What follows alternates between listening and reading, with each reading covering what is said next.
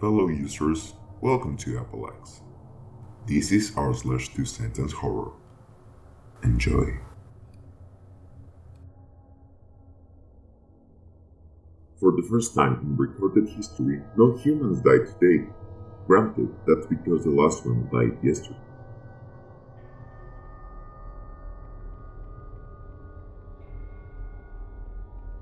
As my parachute failed and I prayed to God for the first time to save me from death, now I'm lying face down on a deserted island with all my limbs broken and I can feel the wildlife nibble away at my body, bit by bit.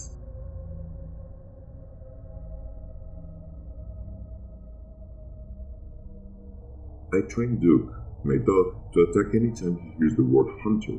Then I posted his picture all over the neighborhood with the description, "Lost puppy responds to the name Hunter."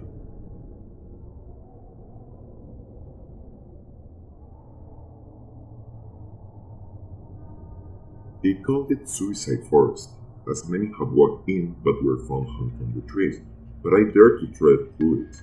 As the branches tightly grasped my throat and slowly lifted me up, my last thought as I hung with their dying was the realization that no one died of their own accord.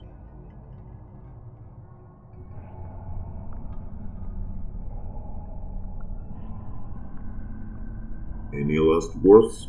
chuckled the hangman as he tightened the rope around my neck.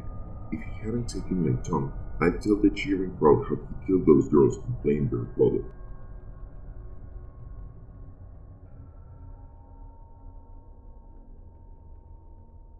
People always thought that zombies would moan or scream during a zombie apocalypse, but no one could have predicted that they would mimic loved ones' voices.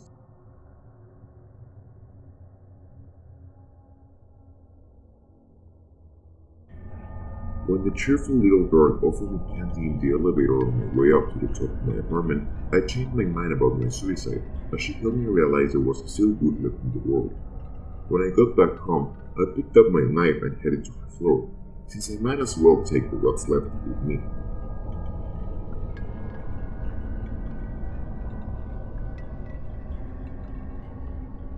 As the phone rang, I picked it up and was ecstatic to hear it was my mother I hadn't talked to in years. My face instantly went pale as I remembered I was at work as a 911 operator.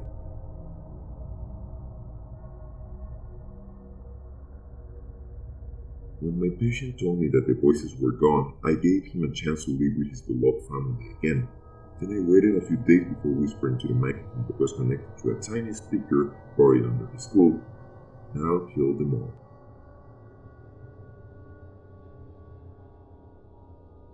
I assumed my grandfather had misspoken when his last words were "the end is night," but the sun hasn't risen in 4 days, and I'm starting to think he didn't misspeak at all.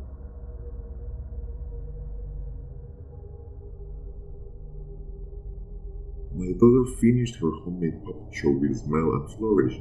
It was only after I noticed the blood stains on her hands and the absence of her baby brother that I realized they were no made of felt.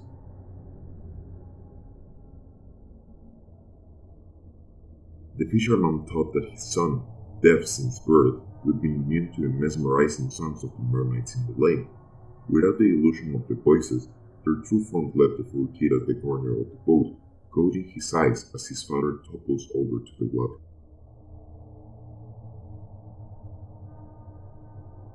"Of course you can be Snow White when you grow up," I said to my daughter, caressing her cheek softly. "What a shame she didn't choose Tiana," I thought to myself, turning to a can of bleach.